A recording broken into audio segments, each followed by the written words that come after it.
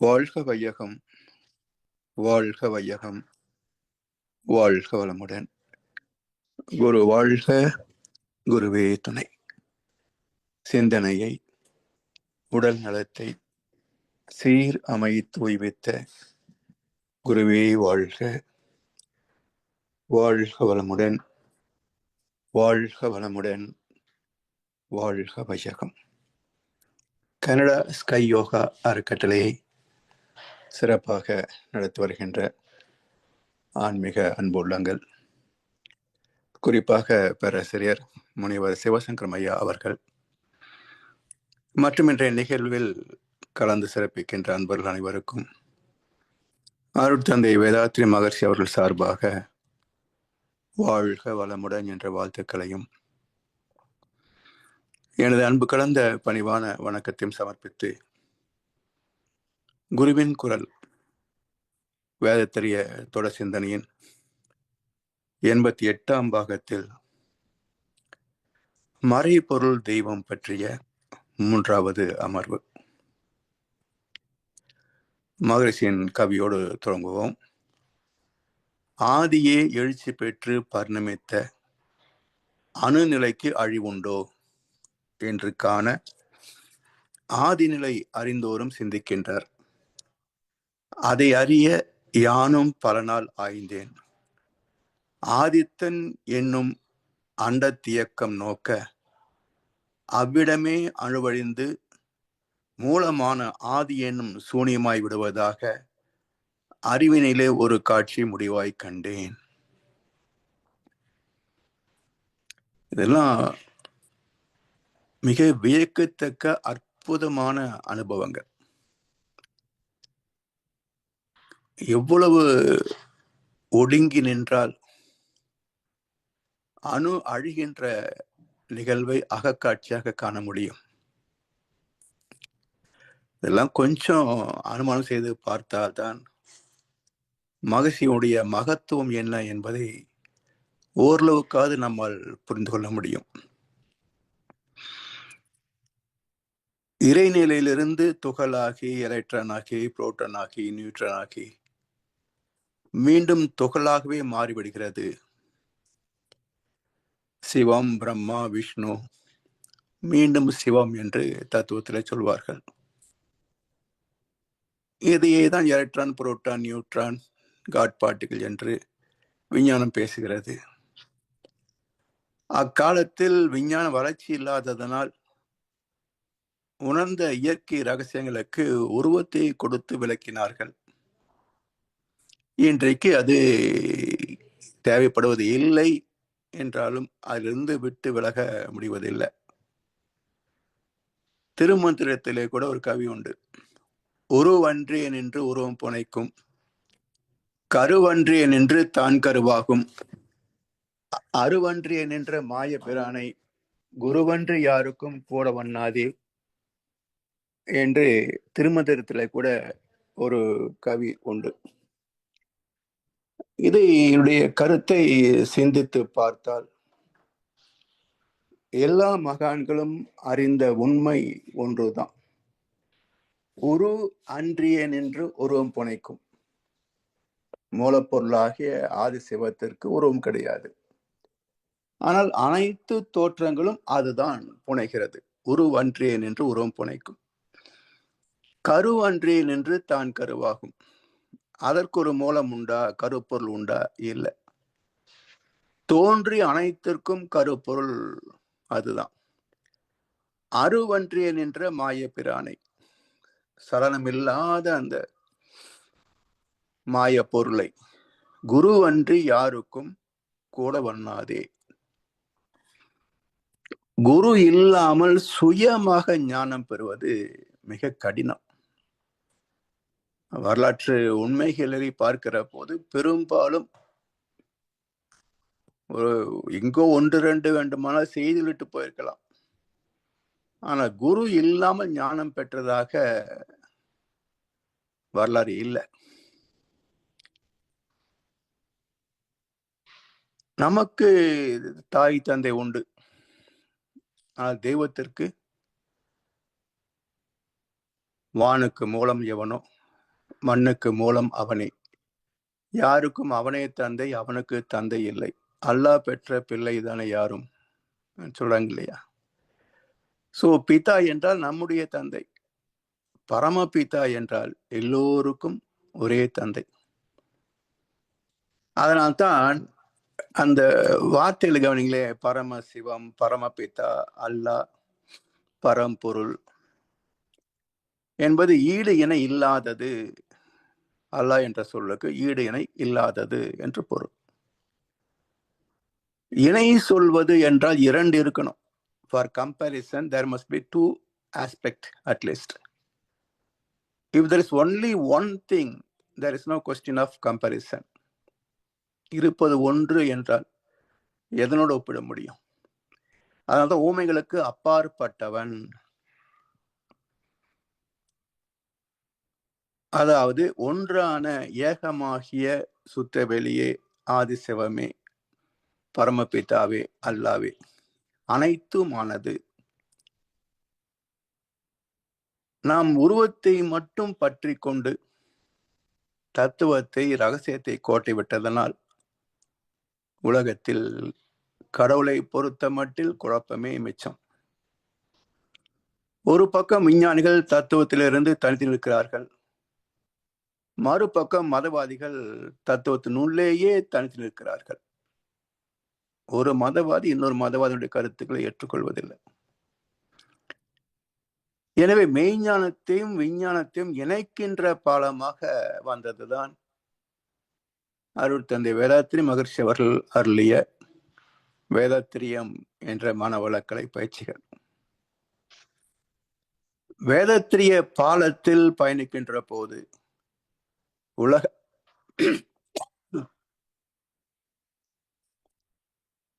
உலக அமைதி என்ற மகிழ்வான மறுபக்கத்தை சந்திக்கலாம். இருப்பு, இயக்கம் இரண்டும் ஒன்றாய் இருந்த போது ஏதுமில்லை ஒன்றை விட விட்டுவிட அதுவும் பாழே. இருப்பு இயங்க விண்ணாச்சு, இதன் கூட்டன்றோ ஏற்றுகின்ற வலி நெருப்பு நீர் நிலமாம். இருப்பை சிவமாய் கொள்வீர், இயக்கமெல்லாம் இயல்பொழுங்காம் அறிவினது நிலைகளாகும். இருப்பின்றி இயக்கமில்லை, இயக்க மூலம் இருப்பின்றி வேறேது இருந்துணர்வீர் என்றொரு கவியில சொல்றாங்க. இருப்பு இயக்கம் இரண்டும் ஒன்றாய் இருந்த போது ஏதுமில்லை ஒன்றை விட விட்டுவிட அதுவும் பாழ். இருப்பு இயக்கம் இரண்டும் ஒன்றாய் இருந்த போது ஏதுமில்லை, அதாவது இருப்புக்குள்ளாகவே இயக்கம் அடங்கியிருந்த போது, எப்படி ஒரு விதைக்குள் மரம் அடங்கியிருக்கிறதோ அது போல சுத்தவெளிக்குள்ளேயே இயக்கம் அடங்கியிருந்த போது எழுச்சி பெறாத நிலையில அங்க ஏதும் இல்லை. ஒன்றை விட அல்லது விட்டுவிடுகின்ற போது அதுவும் பாழே. ஒன்று இருக்கிறது, அதை நீக்கிவிட்டோம் என்றால் மிச்சம் என்ன? இயக்கத்தை கழித்து விட்டால் இருப்பு தான் மிச்சம். இருப்பு இயங்க விண்ணாச்சு, இயக்கமற்ற சுத்த வெளியேதான் எழுச்சியை பெற்றதனால் விண்ணாச்சு. இதன் கூட்டன்றோ, விண்களின் கூட்டு அல்லவா ஏற்றுகின்ற வலி நெருப்பு நீர் நிலமாம். வலின காற்று. அப்ப மற்ற 4 பூதங்களுக்கும் அடிப்படை விண், விண்ணுக்கு அடிப்படை இறைத்துகள், இறைத்துகளுக்கு அடிப்படை சுத்தவெளி. இருப்பை சிவமாய் கொள்வீர், இயக்கமெல்லாம் இயல்பொழுங்காம் அறிவினது நிலைகளாகும். எல்லாம் இயல்போக்க விதி பற்றி ஏற்கனவே பார்த்தோம். அறிவின் எழுச்சி தான் ஒழுக்கமாகிறது, சட்டமாகிறது, விதியாகிறது. இருப்பின்றி இயக்கம் இல்லை, இயக்க மூலம் இருப்பின்றி வேறு ஏது? இருக்கிறது ஒன்னேதான், சத்தியோகம். எழுச்சி பெற்று இயக்கம் வந்த போது 2 துவாபர, காந்தம் பிறக்கின்ற போது திரேதா 3, மூன்றும் இணைந்த தோற்றங்கள் வருகின்ற போது திரு நடனங்கள் கலியுகம். இன்னொரு கவியில அறிவறிந்தோர் சிவமாவார் அன்பு ஊரும் அறம் செழிக்க அவ்வறிவே நல்லுரமாம். அறிவினது ஆற்றல் 5 அனுபவத்தில் சிக்கிவிட வேண்டா பற்றாம். அறிவறிய மனதுக்கும் செயலுக்கும் ஓர் அரணாகும் பக்தி யோக நெறி 2. அறிவறிந்து அவ்வழியில் செயலாற்றும் அகன்ற பேரறமே மெய்ஞானமாகும். அறிவறிந்தோர் சிவமாவார். அறிவுன்னா நமக்குள் இருக்கின்ற பகுத்தறிவு, இதன் மூலம் பேரறிவு. அந்த பேரறிவாகிய சுத்தவெளியுடைய இருப்பு தானே பூஜ்யம். அதிலிருந்து எழுச்சி பெற்ற காந்த இறைத்துகள் களம், அது 3 முதல் 1. அப்படி இந்த பேரறிவோடு லயமாகின்ற போது இருப்பாகவே எல்லாம் மற என இழந்த நலம். அப்ப எல்லாவற்றையும் மறந்து அதனோடு ஒன்றி போகிறோம். அப்ப அவர் வேறு மற்ற வேறுகா என்ற இல்லை. தெய்வம் வேறு, இவர் வேறு இல்லை. ஐயப்படாது அகத்து அது உணர்வானை தெய்வத்தோடு ஒப்பக்கொள்ளல் என்று தீர்ப்பளித்து விட்டார் வல்ல பிறந்தகை. இப்படி அறிவறிந்தோர் சிவமாவார். என்ன வெளிப்பாடு? அன்பு ஊரும். எல்லா உயிரிடத்திலும் வாடிய பயிரை கண்டபோதெல்லாம் வாடினேனே என்ற கருணை ஊற்றெடுக்கும். அன்பு ஊரும். அறம் செழிக்க அவ்வறிவே நல்லுரமாம். உலகத்தில் அறம் ஏன் காணவில்லை? அறத்தை செழிக்க வைப்பது எப்படி என்றால், அறிந்தது சிவம், மறந்தது அன்பு என்று சொல்ல வைத்து விட்டார்கள். தெய்வத்தை அறிந்தால்தான் அன்பு ஊற்றெடுக்கும். அன்பு ஊற்றெடுத்த மனதிலே அற செயல்களே வாழ்வாகும், தர்மமே வாழ்வாகும். அறிவினது ஆற்றல் 5 புலன்களும் அறிவு ஒவ்வொரு துறையில் அறிந்து கொள்ளுகின்ற திறம் பெறுகின்ற போது இது ஓரறிவு, இது 2வது அறிவு, 3வது அறிவு, 4வது அறிவு, 5வது அறிவு, 6வது அறிவு என்று எண்ணிக்கை வைத்திருக்கின்றோம். அடிப்படையில் உண்மையில் அறிவு ஒன்றா பலவா என்றால் அறிவு ஒன்றேதான், அதில் பிரிவே கிடையாது. இப்ப நமக்குள்ள உயிர் இருக்கு.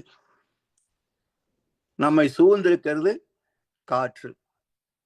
இப்போ காற்று மூச்சாக போகவில்லை என்றால் உயிர் நிற்குமா?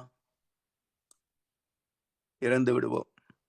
அப்ப நம்மை சுற்றிலும் உயிர் இருக்கிறது, நமக்குள்ளும் உயிர் இருக்கிறது.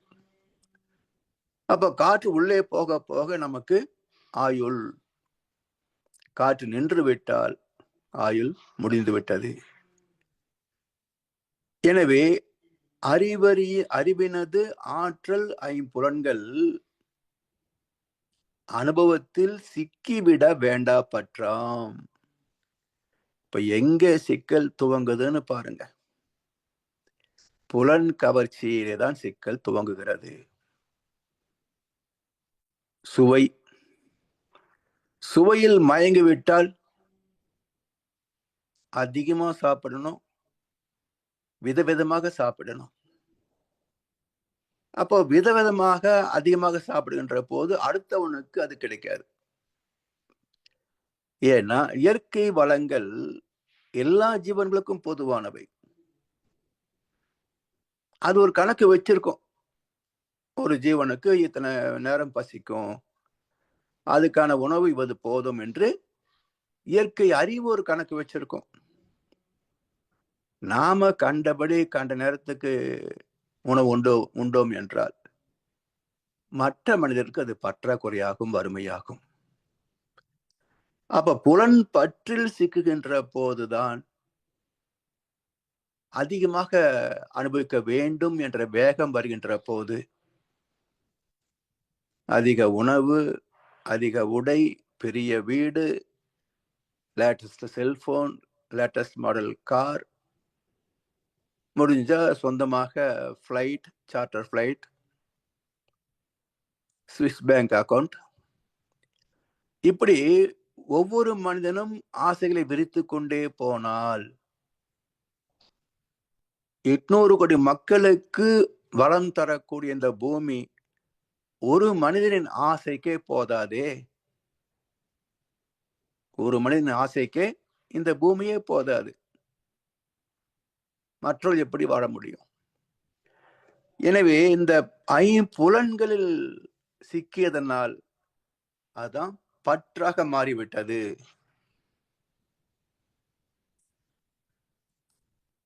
அது தேவையில்லாத பற்று, வேண்டாத பற்று என்றார் சாமி. எனவே அறிவறிய மனதுக்கும் செயலுக்கும் ஓர் அரணாகும் பக்தி. அறிவை அறிகின்ற போது, தெய்வத்தை அறிகின்ற போது ஆசை வயப்பட்ட மனதுக்கும் அந்த அறம் சார்ந்த செயலுக்கும் ஓர் நட்பு உருவாகும். இது ஆசைகளை சீரமைக்கும், அறம் சார்ந்த செயல் நன்மை தரும்.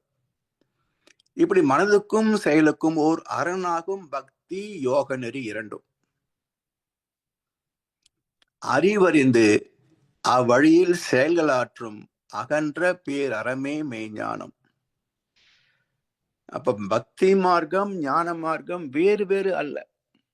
துவக்கம் பக்தி, பயணம் அறிவு, உச்சம் முக்தி, முழுமை பேறு. அப்ப நம்பிக்கை, விளக்கம், முழுமை பேறு.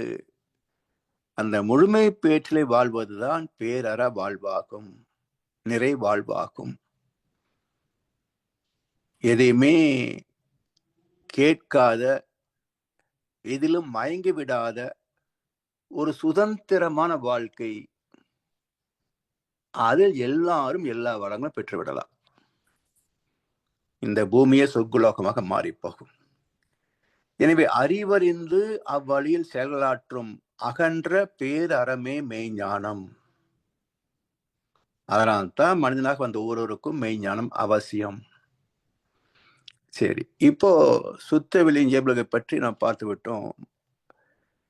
அடுத்ததாக இந்த சுத்த வெளி எப்படி உலகமாக பரிணமித்தது? பிரபஞ்சம், யூனிவர்ஸ் என்று சொல்கின்றோம், இந்த உலகமாக எப்படி பரிணமித்தது? ஒன்றுமில்லா ஒன்றேதான் இருக்க சக்தி. ஓங்கியதோர் எழுச்சி நிலை அணுவாய் போச்சு. ஒன்றான இறுக்கம் அணுவில் எழுச்சியாயும் ஊடுருவி நிறைந்த ஒரு கவர்ச்சியாயும் ஒன்று இரண்டாகி அவை ஒன்றில் ஒன்றாய் ஒவ்வொரு அணுவும் இயக்க நிலையமாகி ஒன்றை ஒன்று ஈர்த்து கவர்ந்து இயங்கி இயங்கி உண்டான மாறுதலை ஐம்பூதங்கள் என்று பரிணாமத்தை பற்றி 8 வரிகளிலேயே விளக்கிவிட்டார் மகர்ஷி அவர்கள். ஒன்றுமில்லா ஒன்றேதான் இருக்க சக்தி. ஓங்கியதோர் எழுச்சி நிலை அணுவாய் போச்சு.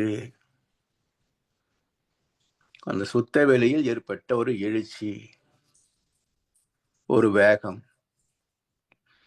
அது இறை துகளாகி பிறகு அணுவாய் போச்சு.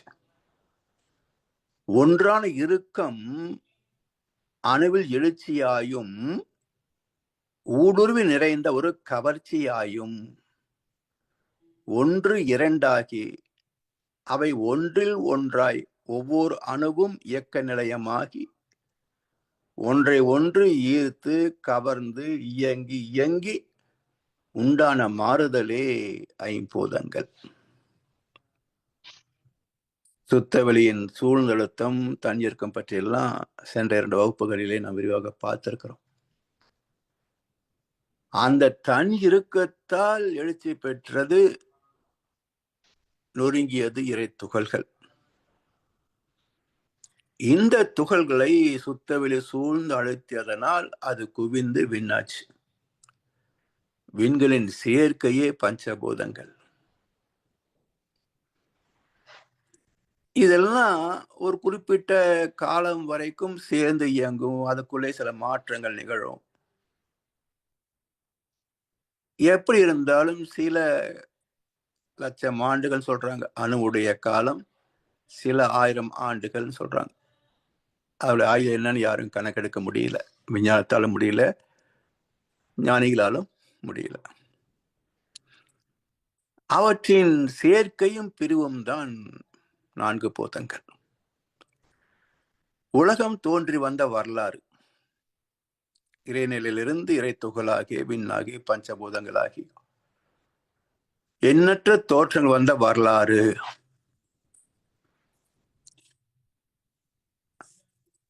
இறைநிலையின் தஞ்சிருக்க ஆற்றலால் ஏற்பட்டதுதானே நுண்ணிய அதிர்வு. இதுதான் dust particle, tiny energy particle, fundamental particle, பரமண்டல் எல்லாம் போன வகுப்பில் பார்த்தோம். சரி, இப்போ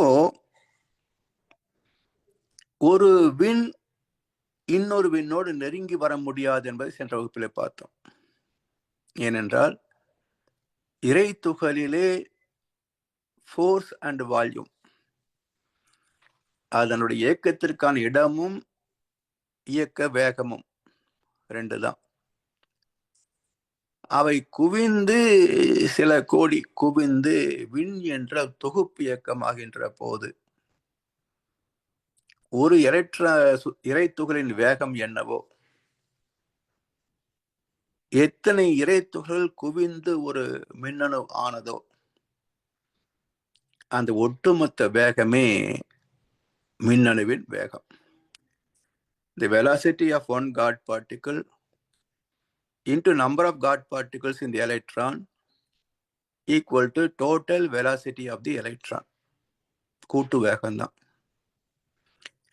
அப்போ அதி விரைவு வருகின்ற போது அவருடைய அலை வேகம் 3ஓடு நிற்காமல் 7 வரைக்கும் போகிறது. இறைத்துகள் 3ஓடு நின்று போச்சு. விண்ணாகின்ற போது அது மீண்டும் விரிந்து 7 வரைக்கும் போகுது. அப்ப அந்த இயக்க வேகம் அதிகமானதுனால ஒரு விண் இன்னொரு விண்ணோடு நெருங்க முடியாது. அந்த விலக்கு விசை, தள்ளும் விசை இன்னொன்றை நெருங்கி வராமல் தள்ளி வைக்கும்.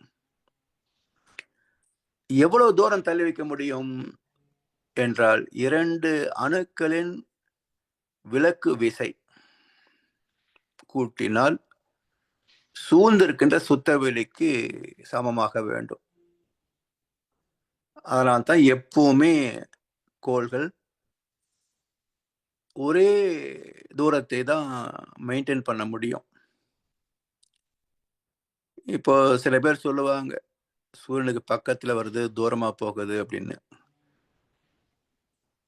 பக்கத்துல வர முடியாது, குறிப்பிட்ட அளவு தான். தூரம் எப்படி போகுது என்றால் நீள்வட்ட பாதை. எதுவுமே வட்டப்பாதை கிடையாதுங்க, நீள்வட்ட பாதை. ஏன் நீள்வட்ட பாதை என்றால் சூரியன் சுழன்று கொண்டு இருக்கிறது, ஓடிக்கொண்டும் இருக்கிறது.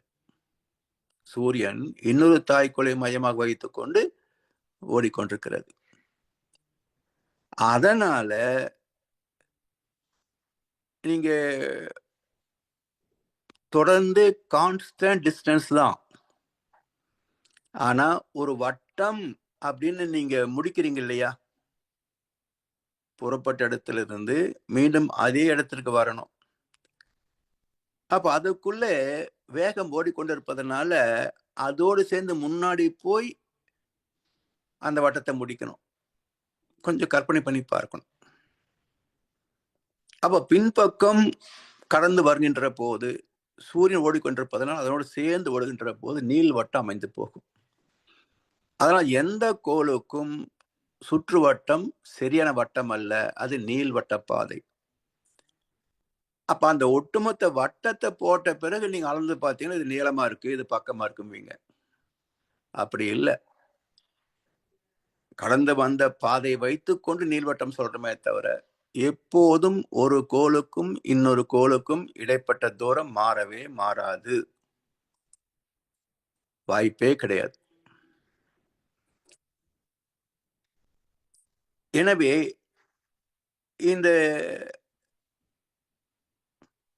முதல் கூட்டணி ஒரு எலக்ட்ரான், ஒரு புரோட்டான், ஒரு நியூட்ரான். புரோட்டானும் நியூட்ரானும் மையத்தில் நிற்கும், எலக்ட்ரான் சுத்தி வரும். இப்போ புரோட்டான் நியூட்ரான் ரெண்டும் மையத்தில் இருக்குது. எக்ஸாக்ட் கோர் பாயிண்ட் எது அப்படின்னா நியூட்ரான் தான். நியூட்ரானுக்கு பக்கத்துல புரோட்டான் இருக்குமே தவிர இரண்டும் தனித்தன்மை இழந்து ஒன்றோடு ஒன்று கலந்து விடாது. இந்த இடத்துல குடும்ப அமைதிக்கே ஒரு ரகசியம் இருக்குதுங்க. என்ன ரகசியம்? கணவனும் மனைவியும் ஈருடல் ஓர் உயிர். அப்புறம் என்னவோ ரொம்ப பில்டப் எல்லாம் பண்ணுவாங்க. நாங்க அப்படி இப்படின்னு எல்லாம் பில்டப் எல்லாம் பண்ணுவாங்க. ஆனா ரகசியம் என்ன, தத்துவார்த்தம் என்ன, இயற்கை உண்மை என்ன என்றால், அணு கூட்டு சேர்கின்ற போது முதல் ஃபார்மேஷன்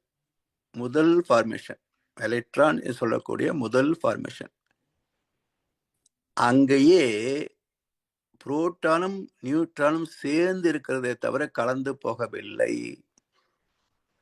புருஷன் பொண்டாட்டி எப்படி கலந்து போக முடியும்? இதெல்லாம் ஒரு பில்டப் தான். அப்படி சொன்னாதான் ஒன்னா இருப்பாங்க, இல்லைன்னா கண்டதுக்கெல்லாம் சண்டை போட்டுக்குவாங்க. அதனால பல கதைகளை சொல்லி வேற்றுமையை தவிர்த்து கூடி வாழ வேண்டும் என்பதற்காக சொல்லப்பட்ட கற்பனையே தவிர, இதை உண்மைன்னு நினைத்து கொண்டு சில பேர் என்ன எதிர்த்து பேசுறாங்க, சொன்னா கேட்க மாட்டேன்றாங்க. 1008 பிரச்சனை இருக்கு இல்லையா இன்றைக்கு? காரணம் என்ன என்றால், இப்படி இருக்கும் இல்லறம் என்று ஒரு பெரிய கற்பனையிலே வாழ்க்கையை துவங்குகிறது. பெண்ணாகட்டும் ஆணாகட்டும், இல்லறம் என்பது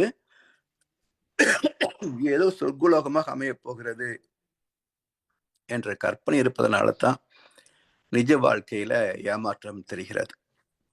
ஸோ இதை நினைச்சுக்கிட்டோம் சொன்னாக்கா அது சரியா போயிடும். ஸோ அடிப்படையே ஒன்றும் கலக்காத போது ஈருடல் எப்படி கலக்க முடியும்? சாத்தியம் இல்லை. தனித்தனியாக தான் இருக்கும். பேதங்கள் இருக்கத்தான் செய்யும்.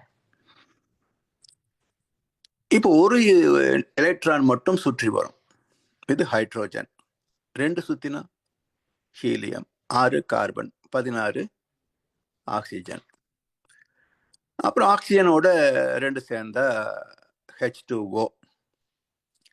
இதுல இன்னொரு ரகசியம் பாருங்க.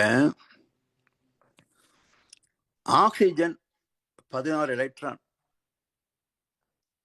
மையத்தில் 8 எலக்ட்ரான் 8 புரோட்டான். புரோட்டான் மையத்தில் நிற்கும், அதை சூழ்ந்து நியூட்ரான் மையத்தில் நிற்கும், அதை சூழ்ந்து புரோட்டான் இருக்கும். அடுத்த முதல் வட்டப்பாதையில 2 எலக்ட்ரான் இருக்கும். இரண்டாவது வட்டப்பாதையில 6 எலக்ட்ரான் இருக்கும். ஆனா ஸ்டேபிள் சர்க்கியூட், பர்மனன்ட் சர்க்கியூட் அப்படின்னா 8 இருக்கணும். 4 இருந்தால் பிரிந்து போகவும் செய்யலாம், வரவும் செய்யலாம்.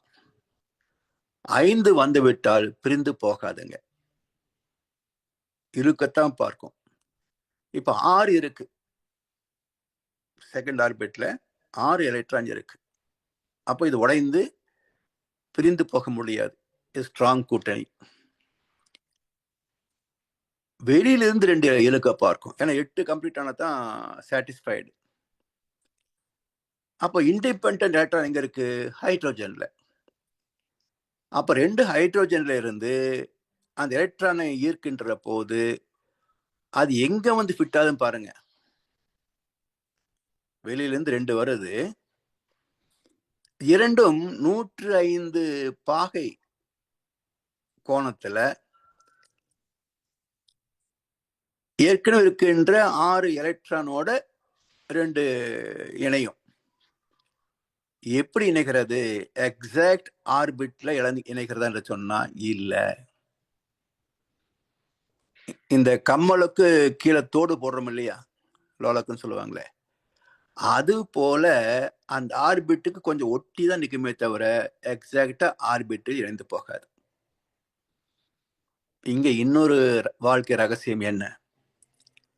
வெளியில இருந்து 2 மருமக வர்றாங்க. 2 பசங்களுக்கு 2 மருமக வர்றாங்க. மருமகள் மகளாக முடியுமா? இல்லையா? மகள் ஓன் ஆர்பிட், மருமகள் வெளியிலிருந்து உள்ள வர்றாங்க, கொஞ்சம் தள்ளி தான் நிற்பாங்க.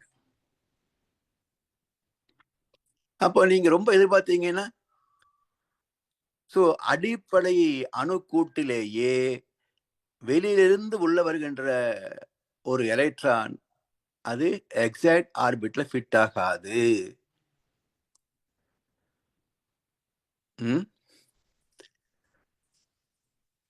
அப்போ இதை புரிஞ்சுக்கிட்டா குடும்பத்துல அமைதி தானே வந்துடும். மருமகளையும் அட்ஜஸ்ட் பண்ணி போற அளவுக்கு மாமியாருக்கும் மாமனாருக்கும் ஹஸ்பண்டுக்கும் சொந்தக்காரங்க எல்லாத்துக்கும் ஒரு அட்ஜஸ்ட்மெண்ட் வந்துடும். H2O இப்போ 18 ஆச்சா? 8 2 10 மையத்துல புரோட்டான் நியூட்ரான் ஒன்றா கணக்கெடுத்தா 8 18 ஆச்சு. இப்போ நீரக வாயு, நீரக வாயு ஹியூமிடிட்டி, இதை நீங்க கண்ணால் பார்க்க முடியுமா? H2O முடியாது. சில கோடி H2O சேர்ந்தால் ஒரு துளி நீராகும். சில கோடி H2O சேர்ந்தால் ஒரு துளி நீராகும். எண்ணற்ற துளிகள் சேர்ந்தது கடல். இந்த நீர் அப்படியே இருக்குமா? தேங்கினால் அதுல டஸ்ட் பார்ட்டிகள் உருவாகும். வாட்டர் ஃபில்டர் வச்சிருக்கிறோம், மேல கார்பரேஷன் வாட்டர், கீழ்த்தட்டில் ஃபில்டர் ஆகி சுத்தமான தண்ணி வரும். ஒரு 2 மாசம் வெளியூர் போயிட்டு திரும்ப வந்து பார்த்தீங்கன்னா கீழ்த்தட்டு இருக்கின்ற தண்ணி சுத்தமா இருக்காதுங்க. அதில் டஸ்ட் ஃபார்மேஷன் ஆகிருக்கும். அதுவும் பார்த்தீங்கன்னா மையத்தில் திணிவாக இருக்கும், விரிந்து போக போக போக லேசாக இருக்கும். இதுதான் ஸ்பெசிபிக் கிராவிட்டி பிரின்சிபிள். மையத்தை நோக்கித்தான் அணுக்கள் திணிவு பெறும். இது சில 1000 ஆண்டுகள், லட்சம் ஆண்டுகள், கோடி ஆண்டுகள் ஆகிற போது இந்த தூசே திணிவு பெற்று மணலாகும், மண்ணாகும், சத்து மண்ணாகும், பிறகு தாவரங்களும் வரும் அதிலிருந்து. இப்படி பிரபஞ்ச பரிணாமம். இலைத்துகள் குவிந்து விண்கள் நெருங்குகின்ற போது மற்ற 4 பூதங்கள் இவை 5 அல்லது 1 2 சேர்கின்ற போது கோள்கள். இப்ப சூரியன் எடுத்தீங்கன்னா 91-2% வரைக்கும் ஹைட்ரோஜன், ஒரு 6-7% ஹீலியம், மற்ற வாயுக்கள் 1% 1.5% இருக்கும். அப்ப சூரியனில் என்ன இருக்குங்க? ஹைட்ரோஜன் 92%, ஹீலியம் 6-7%, இவ்வளவுதான். அப்போ வெறும் காற்று கோளம், அணுக்கோளம், கெட்டி பொருள் கிடையாது. இதே நீங்க மெர்க்குரிடுங்க, லிக்விட் மெட்டல், கெட்டி பொருள் தான், ஆனா அதுக்கென்று உருவம் கிடையாது, உருண்டையா உருண்டுகிட்டே இருக்கும். Liquid metal. பூமிக்குள்ளேதான் பல வகையான உலோகங்கள், ரசாயனங்கள், அணு பேதத்தில் உள்ள பல்வகையான தோற்றங்கள், ஜீவராசிகள் எல்லாம் பூமியில தான். இந்த போனா செவ்வாய் அதே போலதான். அதுல கல்லு மண்ணெல்லாம் இருக்கு, தண்ணியும் இருக்குன்றாங்க. ஜீவன் உருவாகல. Guru, Sani, Neptune, Pluto, Uranus, Neptune, Pluto இப்படி இத்தனை கோள் சேர்ந்தது சூரியனுடைய காந்த களம், சூரியனுடைய குடும்பம். இதுல சூரியனின் காந்த களம் எவ்வளவு தூரம் போகும்? புளூட்டோ கிரகத்தினுடைய விளிம்பை கடந்து சில கோடி மைல் தூரம் போகும் சூரியனுடைய காந்த களம். இப்ப சூரியன் சைஸ் எவ்வளவு பாருங்க, 19 லட்சம் மடங்கு பூமியை போல. அப்ப 25,000 இன்ட்டு 19 லட்சம் போட்டீங்கன்னா சூரியனுடைய அந்த அணு கூட்டு பருத்தோற்றம், பிசிக்கல் ஸ்ட்ரக்சர் சைஸ் கிடைச்சிரும். ஆனால் இதிலிருந்து வெளிப்படக்கூடிய காந்தலைகள் எவ்வளவு தூரம் போகும் என்றால் 8574 மடங்கு போகும். அதாவது 7 லட்சம் கிலோமீட்டர் ஆரமுள்ள சூரியன் 600 கோடி மைல் புளூட்டோ கிரகத்தில் இருக்குது. அதுக்கு மேலேயும் அவருடைய காந்தாற்றல் போய்கொண்டிருக்கிறது. புளூட்டோ வரைக்கும் உள்ள தூரத்தை வகுத்து பார்த்தாலே 7 லட்சம் கிலோமீட்டர் 600 கோடி மைல் வகுத்து பார்த்தா 8574 மடங்கு அதிகம் குறைந்தபட்சம். அப்ப அவருடைய ஆர்பிட்டையே கடைசி வரைக்கும் காந்த களம் அளக்க முடிவதில்லை என்றால் காந்தத்துக்கு எல்லை கோடு கிடையாது. மனசுக்கு எல்லை இருக்கா?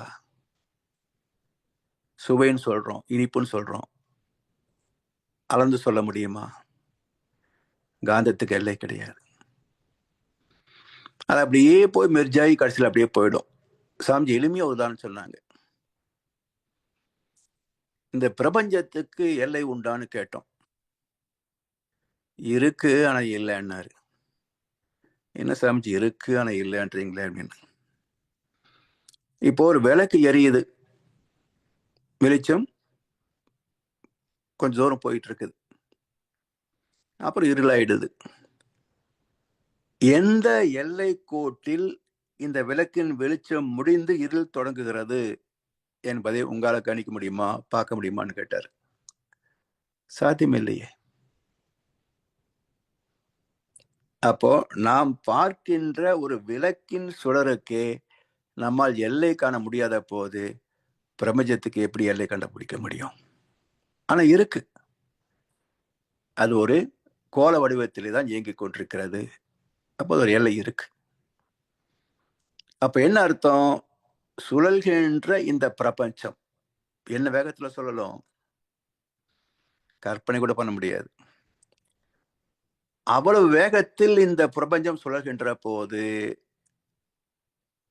காந்த அலைக்களம் வருமா வராதா? அது எவ்வளவு தூரம் போகும்? இதனால்தான் சில பேரு காந்தமே கடவுள் அப்படிம்பாங்க, சில பேரு சக்தியே கடவுள் அப்படிம்பாங்க, பராசக்தி அப்படின்னு. சில பேரு சிவம்தான் பெரிய கடவுள் அப்படிம்பாங்க. என்ன குழப்பம்? மூணும் சரிதான். உலகத்தை மட்டும் விஸ்வரூப தரிசனமாக பார்த்தா பராசக்தி, கடந்து அதனுடைய வெளிப்பாடாகனா காந்த களத்தை பார்த்தால் முழுமுதற் கடவுள் முருகன், இள விநாயகன், அதையும் கடந்து போன சுத்தவெளி சிவம். சோ இருப்பாகிய சிவத்துக்கும் இயங்குகின்ற பிரபஞ்சத்துக்கும் இடையிலே காந்த களம் உண்டு. நம்மளே நிறைய பேர் யோசிக்கிறது இல்லை. சுத்தவெளி சக்திகளம் விட்ட உடனே சிவகலம் இருக்கும்னு நினைக்கிறாங்க. அப்படி இல்லை. இந்த பிரபஞ்சம் சுழண்டு கொண்டுதான் இருக்குது. சுழன்றால் காந்தம் வெளியே போகும். அப்போ சூரியனுடைய காந்த களமே 8574 மடங்குக்கும் அதிகம் என்கின்ற போது பிரபஞ்சத்துடைய கணக்கு என்ன சொல்ல முடியும் இல்லையா? அதையும் கடந்ததுதான் இருப்பு சுத்தவெளி.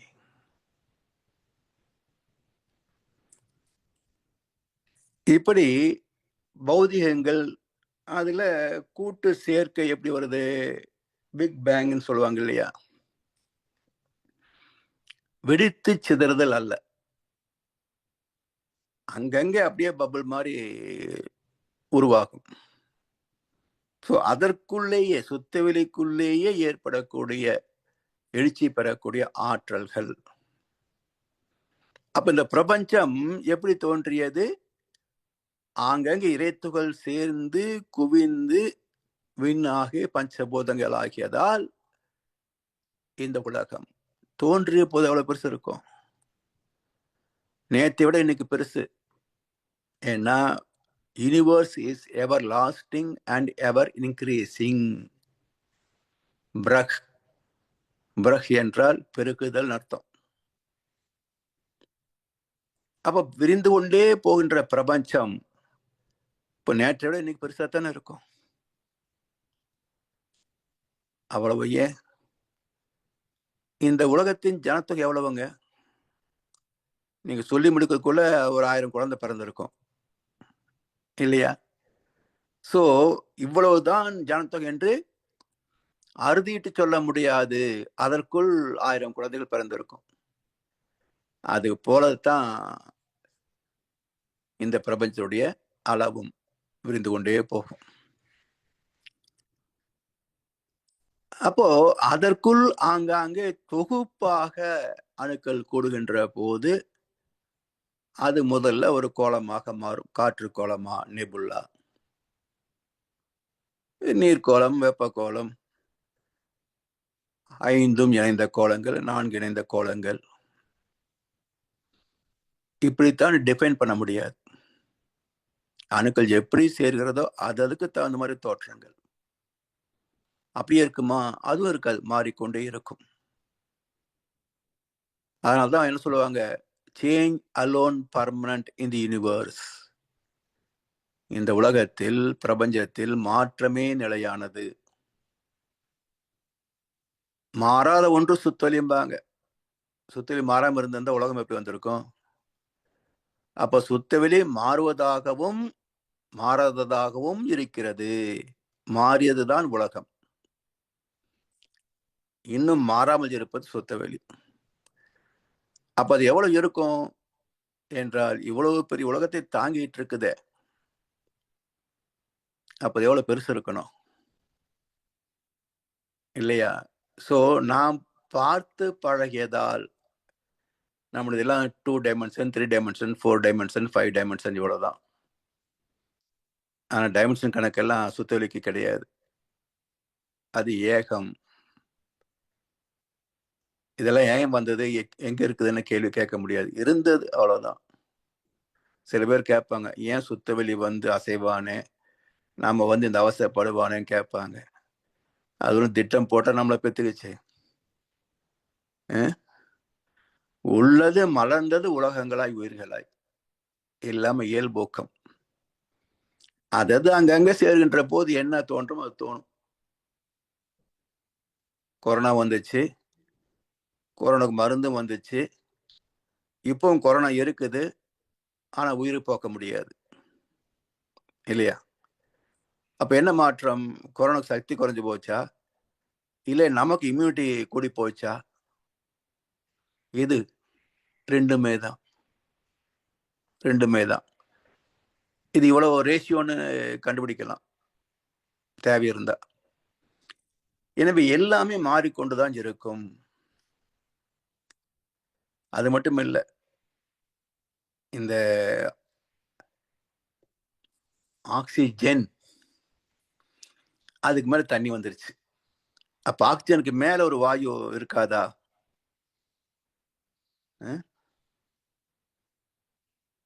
ஏன்னா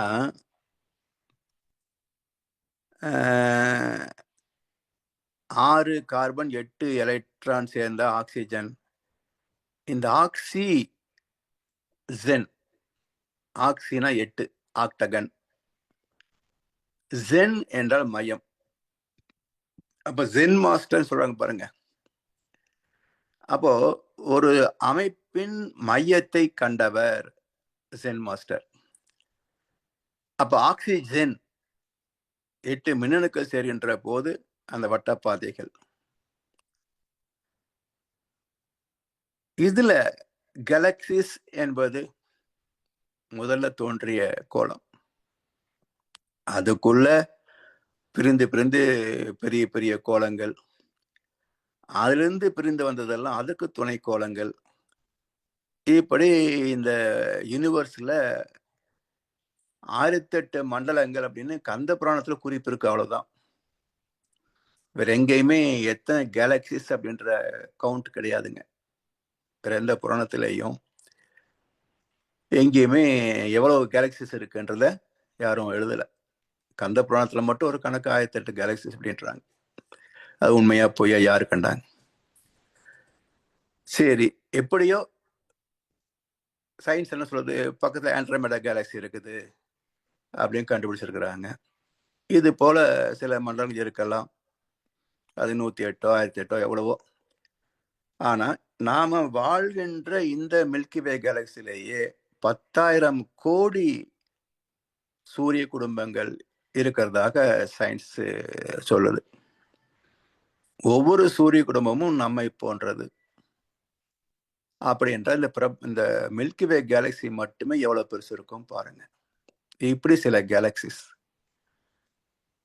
இது போலத்தான் ஒவ்வொரு கோளுக்குள்ளேயும் அணுக்களுடைய கூடுதல், பிரிதல், தரம் மாறுதல் நிகழ்ந்து கொண்டே இருக்கும். இப்ப பூமி ஒரே மாதிரியா இருக்கு. ஒவ்வொரு நாளும் அதனுடைய பஞ்சபூத சேர்க்கை மாறுது. வாழ்கின்ற மக்கள், நம்முடைய உடலிலே மாற்றம், மனதிலே மாற்றம் நிகழ்கிறது. அப்போ ஒரு கணம் கூட மாற்றம் இல்லை என்ற விதி இங்க கிடையாது. எல்லாமே ஒவ்வொரு கணமும் மாறிக்கொண்டே இருக்கிறது. சூரியனின் சுழற்சியினால் வெளியேறுகின்ற அணுக்களின் பலவிதமான ஸ்பெசிபிக் கிராவிட்டி, அததான் கோள்களாக அமையுது. சரி, இப்போ கோள்கள் சுழல்வதற்கு தற்சுழற்சி காரணம். தற்சுழற்சி தான் சுழல முடியும்.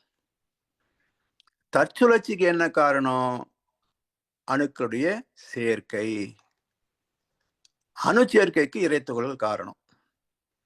இப்போ எல்லாமே சுழற்சியிலே அமைந்திருக்கிறது. இறைத்துகளும் சுழலும், விண் சுழலும்.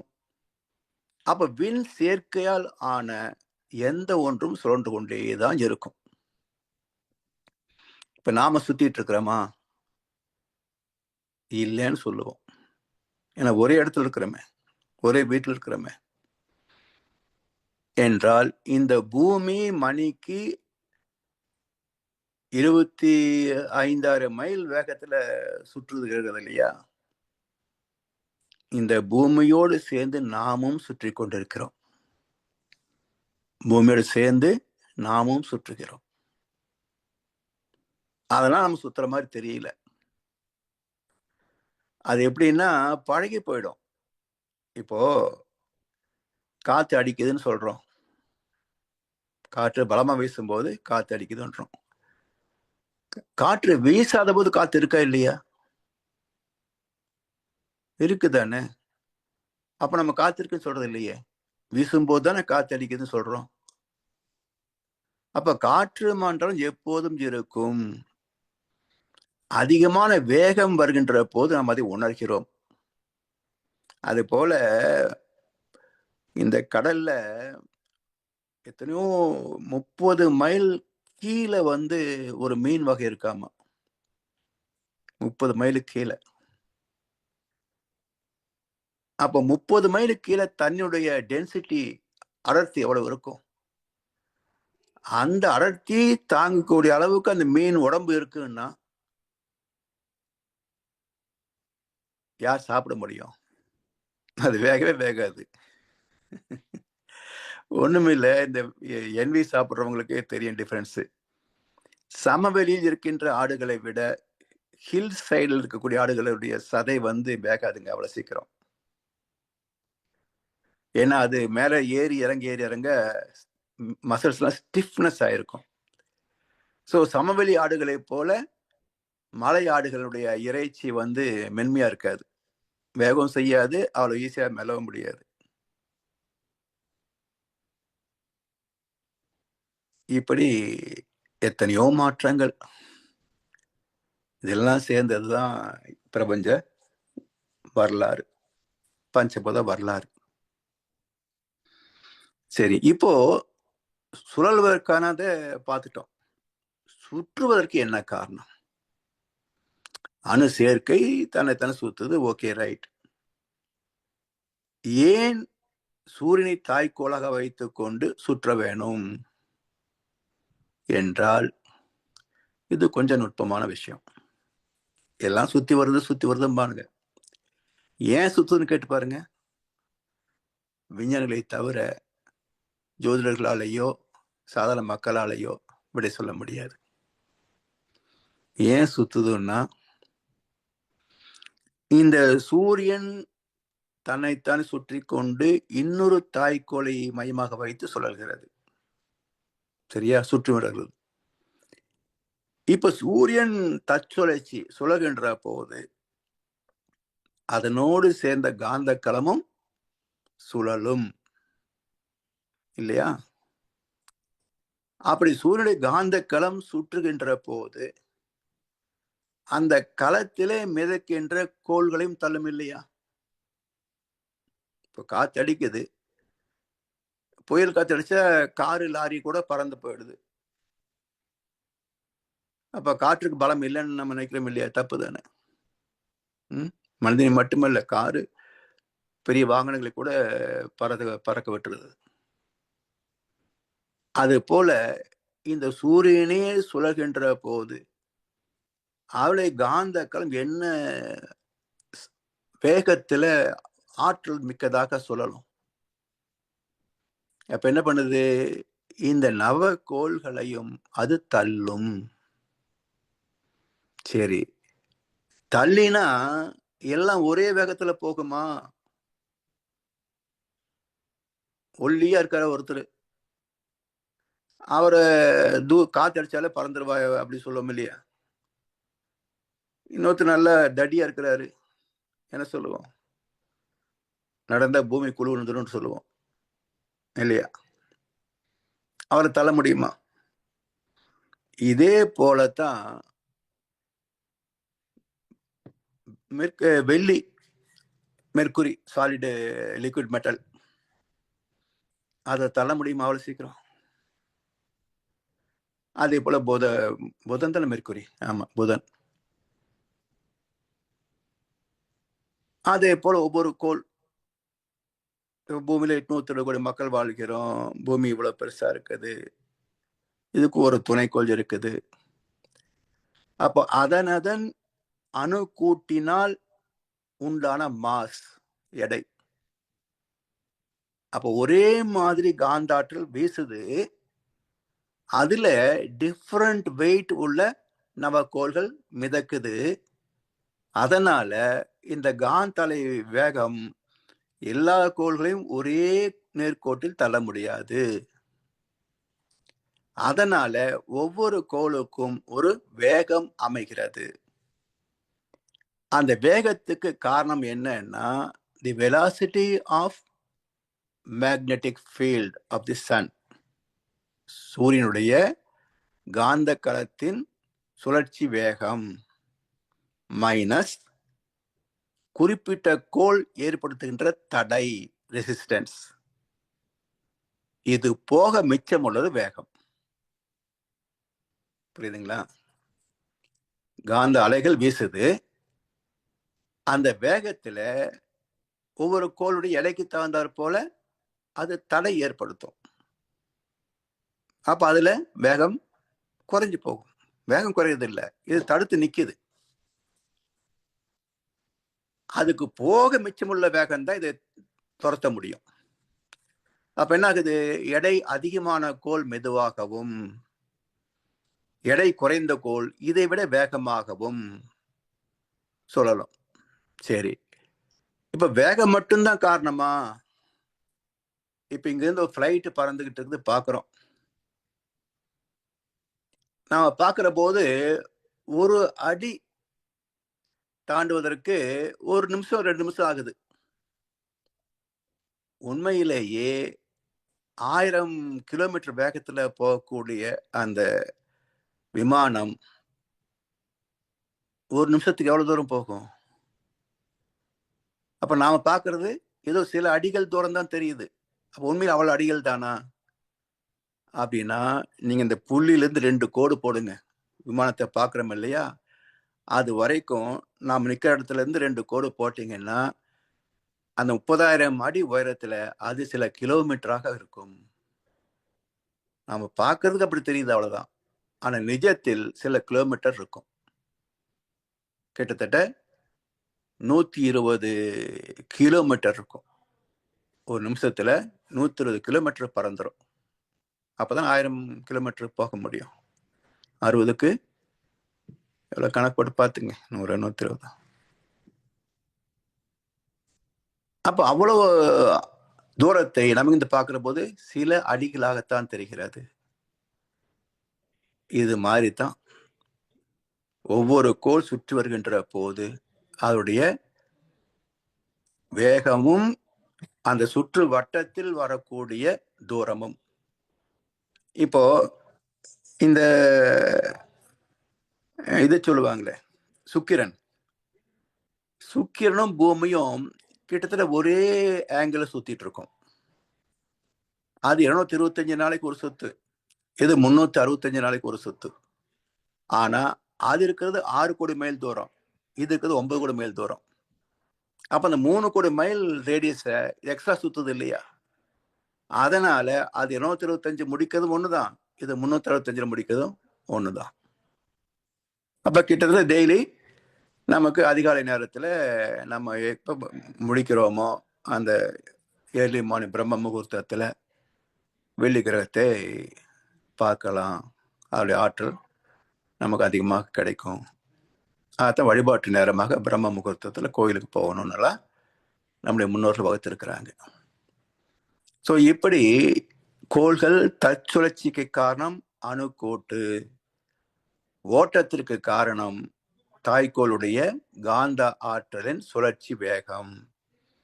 அதிலே இதனுடைய எடை குறைத்தது போக மிச்சம் உள்ளது இதனுடைய வேகம். இப்படி பூமி தோன்றிய போது முதல்ல காற்று கோளமாக இருந்ததுதான் நெபுல்லா. பிறகுதான் அது நீர்க்கோளமாக மாறியது அப்படின்னு சொல்றாங்க. பிறகுதான் மண் உருவாகி, பிறகு நெருப்பு உருவாகி பஞ்சபோத சேர்க்கையாக இந்த பூமி மாறியது. இதற்கு இந்த பூமி எடுத்துக்கொண்ட காலம் மிக நீண்டது. அதாவது ஒரு விஞ்ஞானி என்ன சொல்றாருன்னா, இந்த பூமி தோன்றிய காலத்திலிருந்து இன்றைய வரைக்கும் ஒரு கேலண்டர் வச்சுக்கங்க, 365 நாள். பூமி தோன்றி இன்னைக்கு வரைக்கும் 365 நாள் ஆச்சுன்னு வச்சுக்கோங்களேன். அப்படி வச்சுக்கிட்டா மனிதன் பிறந்தது டிசம்பர் 25ஆம் தேதி. அப்படி என்ன 6 நாள் இல்லையா? அப்போ 6 நாள் கழிச்சிட்டிங்கன்னா 365ல கிட்டத்தட்ட 360 நாள், 360 மடங்கு பூமி தோன்றி மனிதன் தோன்றும் வரைக்கும் உள்ள நீளம் 360 மடங்கு அப்படின்னு தோராய கணக்கு சொல்றார், ஒரு புரிதலுக்காக சொல்றார்.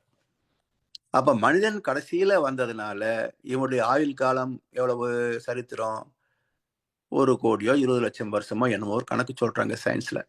யார் ப்ரூவ் பண்ண முடியும்? ஸோ இவ்வளவுதான் நம்முடைய வரலாறு, மனித இனத்தின் வரலாறு இவ்வளவுதான். ஆனா பூமி தோன்றிய வரலாறு எவ்வளவு அப்படின்னா மிக நீண்டது. 360 நாள் பிறகு 6 நாள் ஈக்குவேஷன் போட்டா எப்படி இருக்குமோ அப்படி ஒரு கணக்கு தான் பூமி தோன்றியதற்கும் மனித குலம் தோன்றியதற்கும் உள்ள ஒரு கணக்கு. இதுல அடுத்து நாம் எப்படி வந்தோம், உயிரின தன்மாற்றம், அதை பற்றி அடுத்த அமர்வுகளை சிந்திப்போம் என்று சொல்லி வாய்ப்பளித்த அனைவருக்கும் நன்றி பாராட்டி இன்றைய உறவை நிறைவு செய்கின்றோம். வாழ்வளமுடன், வாழ்வளமுடன், வாழ்க வையகம். வாழ்க வளமுடன். மிக்க நன்றி. வாழ்க வளமுடன் ஐயா. மிக்க நன்றிகள். மிகச்சிறப்பு. இப்பொழுது நண்பர்களுடைய கேள்வி பதில் பகுதிக்கு செல்வோம். ஐயாவிடம் உங்கள் கேள்விகளை கேட்க விரும்புபவர்கள், உங்கள் கருத்துக்களை பரிமாறிக்கொள்ள விரும்புபவர்கள் கைகளை உயர்த்தி கேட்கலாம்.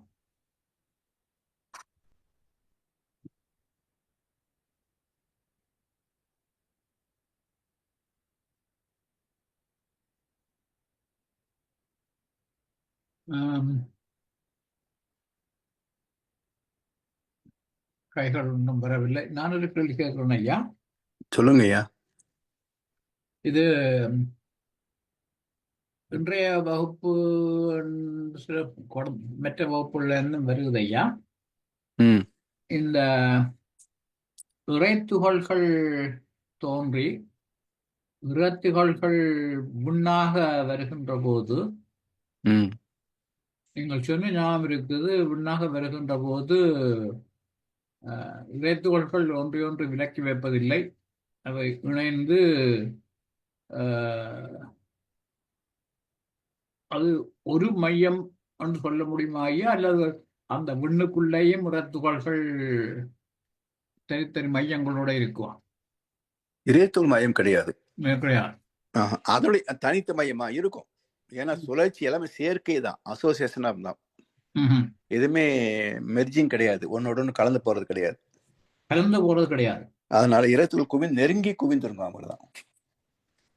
அதுக்கு தனித்த வட்டப்பாதை உண்டு, தனி சுழற்சி உண்டு. தனி சுழற்சி உண்டு. தனி சுழற்சி இருந்தால் அதுக்கு மையம் இருக்கும் தானே ஐயா? அது இருக்கும். இருக்கும். ஆமா. அப்ப அப்ப அந்த விண்ணின்ற மையம் என்பது எது அப்ப? இப்போ ரவா லட்டு செய்றீங்க இல்லையா, ஆமா. ஒவ்வொரு ரவைக்கும் மையம் இருக்கா? இப்ப உரத்துகளுக்கு மையம் இருக்குன்னு சொல்றீங்க, அப்ப மையம் இருக்கு தானே ஐயா? அதான் ரவைக்கு மையம் இருக்கு, லட்டுக்கு மையம் இருக்குல்ல. ஓ, ரவா லட்டு எடுத்துக்கங்க, அது எக்ஸாம்பிள் எடுத்துக்கங்க. ஓ, ஒவ்வொரு ரவைக்கும் மையம் இருக்கும், ஆமா. மொத்த லட்டுக்கும் மையம் இருக்கு இல்லையா? மொத்த ரவைக்கும் மற்ற மையம் இருக்கு. அதே மாதிரி தான். அப்போ ஓகே, மொத்த மையம் அதே அப்ப அந்த விண்ணாக வருகின்ற போது அதனுடைய ஆற்றல் கூடுவதற்கு அந்த சுழற்சி ஆறுதான் கூடுதவரை கம்பைன்டு ஃபோர்ஸ் எவ்வளவு காட் பார்ட்டிகல் இருக்கோ, ஸோ டோட்டல் குவாண்டம் எவ்வளவு வருதுன்னு பாருங்க, அதுதான் அவருடைய வெலாசிட்டியா மாறும். இப்ப இந்த விண்கள் சேர்ந்து பஞ்சபூதமாகின்ற போது அந்த பஞ்சபூதத்துக்குள்ளே அப்படின்ற அசிமனையா விண் கூட்டங்களும் உண்டு, அதற்குள்ள வெளியும் உண்டு. ஆமா. அப்ப அதுக்குள்ள வெளி இருந்தால், வெளியினா சுத்த வெளி தான் சொல்றீங்க? ஆமா, சுத்தவெளி தான். சுத்தவெளி இருக்குமே இருந்தா அப்ப அந்த சுத்தவெளிக்குள்ள இருக்கின்ற அதுக்குள்ள இருக்கின்ற சுத்தவெளியும் பின்பு தன்னிறக்க சுதந்திரத்து மாற்றலால மீண்டும் அதுக்குள்ளே இறத்துகள்கள் தோன்றி புது அப்படி கிடையாது. இங்க ஹாட் பார்ட்டிகிள்ஸ் கிரியேட் ஆகுறது யூனிவர்ஸ்க்கு வெளியே தான். ஆனா அந்த சுதந்திரத்தை மாற்றம் இதுக்குள்ளே இருக்குதான் ஐயா. அது சுதந்திரத்து மாற்றம் எல்லா இடத்துக்கும் கான்ஸ்டன்டா இருக்கும். அப்ப அந்த அழுத்தத்தால இதுக்குள்ளேயும் within the universe constant surrounding pressure force அது. ஆமாய்யா, தொடர்ந்து அந்த அழுத்தம் இருக்கின்ற போது இந்த அழுத்தம் இதற்குள்ள இருக்கிற சுத்த வழியையும் துணிவுரை செய்யும் தானே. சுத்தவெளி தனியா இருக்காதுங்கய்யா, அணுவுக்கு மையம் மட்டும்தான். சுத்தவெளி இங்க எப்படி வரும் உங்களுக்கு? இல்ல இதையா என்ன விண்கள் சேர்ந்து பஞ்சபூதமாகுது. ஆமா. ஆனா அந்த பஞ்சபூதம் ஆகுன்ற போது அது சுத்த வழிக்குள்ளானே அது நடக்குது. இல்ல, சுத்த வெளின்றது அபார்ட் ஃப்ரம் யூனிவர்ஸ் தான். இது எல்லாமே இறை துகள் களம், காந்த துகள் களம் தான். நீங்க பிரபஞ்சத்துக்குள்ள சுத்த வெளி தேட முடியாது. பிரபஞ்சத்துக்கு சுத்த வழி இல்ல.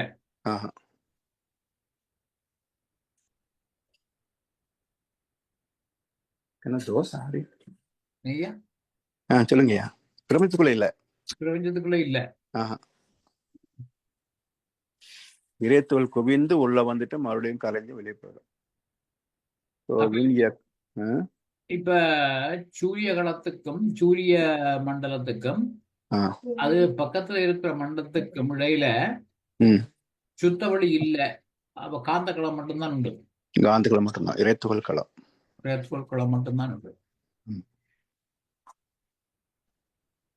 ஆனா அந்த ஒவ்வொரு இறைத்துகள்களுக்கும் மையத்துல சுத்தவெளி உண்டு. ஆமா, மைய புள்ளின்றது நமக்கும் இருக்கும், எல்லாத்துக்குமே இருக்கும். அந்த சுத்தவெளி வந்து எல்லாத்துக்குள்ளேயும் இருக்கும் மையமாக. இறைத்துகள் முதல் ஆத்மா வரைக்கும் சுத்தவெளி உண்டு, மையமாக உண்டு. ஓகே ஐயா. அடுத்து ராதாமா, ஜி ராதாமா. வாழ்க வளமுடன்யா. ஐயா கேக்குறது வந்து அணுக்களுக்கு 2 அணுக்களுக்கு இடையேயும் ஒவ்வொரு அணுவுக்கு மத்தியிலும் வெளி இருக்குன்னு சொல்றாங்க இல்லையா? அது காந்த வெளி. அது இறைத்துகள் நிறைந்த வெளி. 2 இறைத்துகளுக்கு நடுவுலயும் வெளி இருக்கு இல்லைங்களா? கிடையாது. வெளிங்கிறது பாய்ம பொருளா எல்லா இடத்துலயும் நிறைஞ்சு விண்ணுக்கு மத்தியில தான் இருக்கும். இறைத்துகள் மத்தியில, இறைத்துகள் மத்தியில இல்ல, 2 இறைத்துகளுக்கு இடையில கிடையாது, மத்தியில இருக்கும். மத்தியில வழியில சுத்தவெளி இல்லைன்னா இயக்கமே கிடையாது. சோ வெளியினுடைய அழுத்தம் வந்து ஐயா, வெளியினுடைய அழுத்தம், வெளி வந்து அழுத்தத்தினாலதான் இறைத்துகள் சுழல்றது இல்லையா? விண் சுழல்றது எல்லாத்துக்குமே காரணமே வெளியினுடைய அழுத்தம் தான். வெளி இருக்கு, ஆனா அந்த வெளியும் காந்தமும் கலந்து இருக்கு. சுத்த வெளின்னு சொல்லக்கூடிய பிரபஞ்சம் தாண்டி போகும்போது அது வந்து இறைத்துகளாகவே இருக்கு. சுத்தவெளி இறைத்துகளா? இதுல இயக்கம் இருக்கு.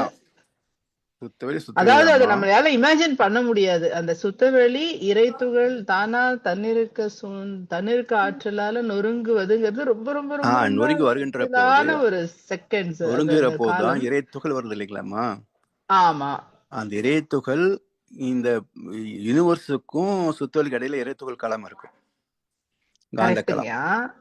அந்த காந்த களத்திலிருந்து உள்ள விண்களாக உள்ளேயும் வரலாம், விண்களுக்கு ஆய்வு முடிஞ்சு கரைய போது வெளியும் போகும். கரெக்ட். சோ வெளியும் எதுவும் கலந்துதானே இருக்கு, வெளி இல்லன்னு சொல்ல முடியாது இல்லையா? வெளிய பிரிச்சு பார்க்க முடியாது நம்மளால. வெளி மையத்தில் இருக்கும், நீங்க எதையும் பார்க்க முடியாது. ரெண்டுக்கு நடுவுலயும் வெளி இருக்கு இல்லையா? அது விளக்கும் ஆற்றல். நடுவுல சுத்தவெளி கிடையாது, வெளி இல்லன்னு சொல்லுங்க. நடுவுல சுத்தவெளி கிடையாது. இப்ப ரெண்டு விண்ணு சேர முடியாதுன்னு சொல்றோம் இல்லைங்களா?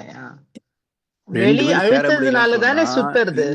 இல்ல உங்க ஒட்டுமொத்த இந்த பிரபஞ்சத்துக்குள்ளேயே பாத்தீங்கன்னா காந்த களம், அதுல வந்து ஈர்ப்பு விளக்கு ஆற்றல் கண்டினியூஸா கம்பைன்ட் ஃபோர்ஸா வேலை செய்யுது. ஓகே, அப்போ அதனால நீங்க சுத்தவெளி சூழ்ந்தழுத்துகின்ற போது அந்த சூழ்ந்தழுத்தம் என்டையர் யூனிவர்ஸுக்குள்ளேயும் இருக்கும். அந்த என்டையர் யூனிவர்ஸ்ல வரக்கூடியது இப்ப ஒண்ணு இல்ல, பூமி சுத்துற போது காற்றழுத்த தாழ்வு மண்டலம் சொல்லி நமக்கு புயல் வருது இல்ல? ஆமா. அப்ப எது அழுத்துது இல்லையா? எல்லாமே வெளியே எப்படி நம்மள மட்டும் தனியா அழுத்த முடியும்? தனியா அழுத்த முடியாது, அது இருந்துட்டே இருக்கு அந்த அழுத்தம். அப்போ அந்த அழுத்தம் வந்து த்ரூ அவுட் தி யூனிவர்ஸ் இருக்கு. அவருடைய ரியாக்ஷன் வந்து அங்கங்க எப்படி ஏற்படுதுன்னு கணக்கு எடுக்க முடியாது.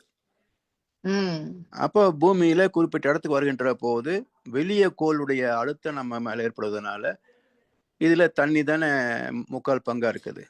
அப்போ அதுதான் அழுத்த முடியும், மண் அழுத்த முடியாது. அப்ப தண்ணி அழுத்துற போது சுழகின்ற பூமியில 2 சேர்ந்ததுன்னா தண்ணி வந்து கரையை நோக்கி வீசப்படும். அப்ப காற்றும் தண்ணியும் கரையை நோக்கி வர்றதுதான் நமக்கு புயலும் வெள்ளமும். இப்போ நீங்க சொல்றது பிரபஞ்சத்துக்கு வெளியில இருக்கக்கூடிய சுத்தவெளியினுடைய அழுத்தம் தான் பிரபஞ்சம் உள்வரைக்கும் ஃபுல்லா பாயுதுன்றீங்களா? அதுக்குள்ளதானே இது சுத்திட்டு இருக்கு.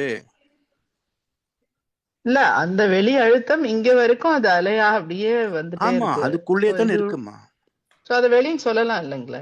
வெளியும் சொல்ல முடியாது, வெளியும் சொல்ல முடியாது. அதனுடைய அழுத்தம்னு தான் சொல்ல முடியும்.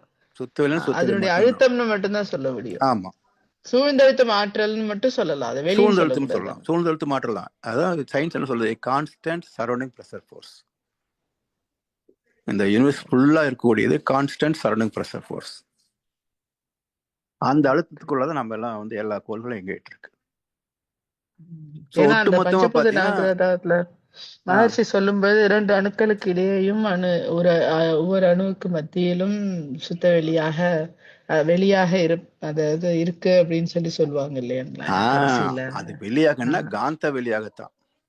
ஓகே ஓகே, அதே மெய்ப்பொருள் சுத்த வெளியே அணுக்களுக்கு இடையிலேயும் அணுக்களுக்கு மத்தியிலேயும் இருப்பதை உணர்கிறோம் அப்படிம்பாரு. சரியா? அதே சுத்த வெளி. ஆனா எப்படி இருக்குது? அணுக்களுக்கு மத்தியில சுத்த வெளியா இருக்குது, அணுக்களுக்கு இடையிலே காந்த வெளியா இருக்குது. ஓகே ஓகேங்க. வாழ்க வளமுடன். வாழ்க வளமுடன் ஐயா. ஐயா, அந்த அது எனக்கு இருந்த ஏற்கனவே இருந்த ஒரு கேள்விக்கு தெளிவுபடுத்தி விட்டது. எப்பொழுதும் நான் கேட்கறது, இந்த துரியாதீதம் செய்யக்குள்ள நாங்கள் சந்திரன் சூரியன் பெரிய கமண்டலம் கடந்து அதுக்கு பிறகு அங்கால சுத்த வழிக்கு போறோம், சுத்த வழிக்குள்ள இருந்து கொண்டு போய் அங்கேயும் சுத்த வழிக்கு போறோம் கேள்வி இருந்தது. அதாவது சுத்தொலிக்கு நாம போறது இல்ல, அது இருக்கிறத உணர்கிறோம், மனம் கொண்டு உணர்கிறோம். ஆனா இது உள்ளுக்குள்ளே இந்த வழிதான் இருக்குது. இந்த காந்த அதைத்தான் நீங்க சுத்தொலிக்கும் போக வேண்டியது இல்ல. ஆத்ம தரிசனமே தெய்வ தரிசனம். சோ நமக்குள்ள இருக்கிற ஆத்மாவை அறிந்து விட்டால் அதுக்கு ஈக்குவலா பரமாத்மா. அதனால்தான் இதை கண்டு விட்டால் அதுவே எங்கேயும் இருக்கிறது லிங்க் ஆயிடும் ஆட்டோமேட்டிக்கா. ஏன்னா லோ ஃப்ரீக்வன்சி தான். உங்களுக்கு மைண்ட் டெல்டா ஃப்ரீக்வன்சி கொண்டு போனீங்கன்னா 3 to 1 வரும்போது அந்த 3 to 1 லிங்க் ஆயிட்டீங்கன்னா ஏகத்துக்கும் 3 to 1 தான் நிக்குது பிரபஞ்சம் முழுவதும், அதுக்கு அப்பாலும். ஸோ தானாகவே அந்த ஃப்ரீக்வன்சிக்கு போயிடும். ஸோ மைண்ட் ஃப்ரீக்வன்சி இறங்குறதுக்கு தான் தவமே தவிர நீங்க அங்க போற இங்க போறன்றதெல்லாம் சும்மா கதை. மனம் வேகம் குறையாம எங்கேயும் போக முடியாது.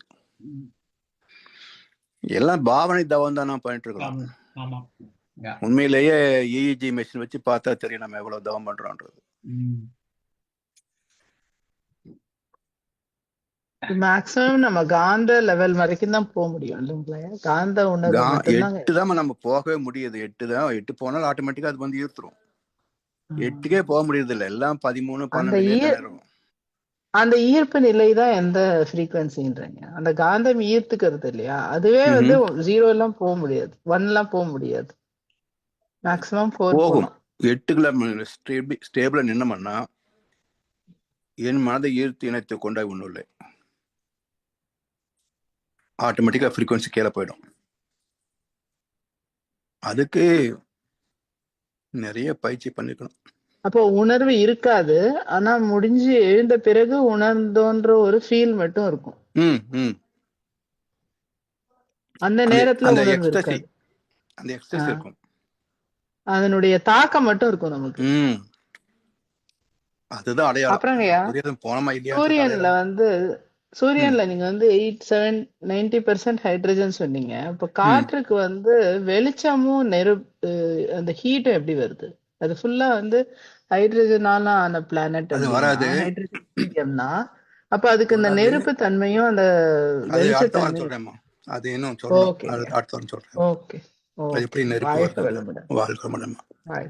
நன்றிங்க. நன்றிமா. வாழ்க வளமுடன் ஐயா. மிக்க நன்றி. வாழ்க வளமுடன் ஐயா. நாங்கள் இத்துடன் நிறைவு செய்வோம். ஓகே. இதுவரை நேரமும் என்னுடைய குருவின் குரல் வகுப்பு 98 மிகச் சிறப்பாக நமக்கு நடத்தி தந்த முதுநிலை பேராசிரியர் பழனிசாமி ஐயாவுக்கு நாம் நமது நன்றிகளை தெரிவிப்பதோடு ஐயாவுக்கு ஒரு வாழ்த்து தெரிவிப்போம். பேராசிரியர் பழனிசாமி ஐயா அவரது உடல் நலம், மனவளம், பொருளாதார வளம், அவர்தம் அன்பு குடும்பம், அவரது வேதாத்திரிய தொண்டு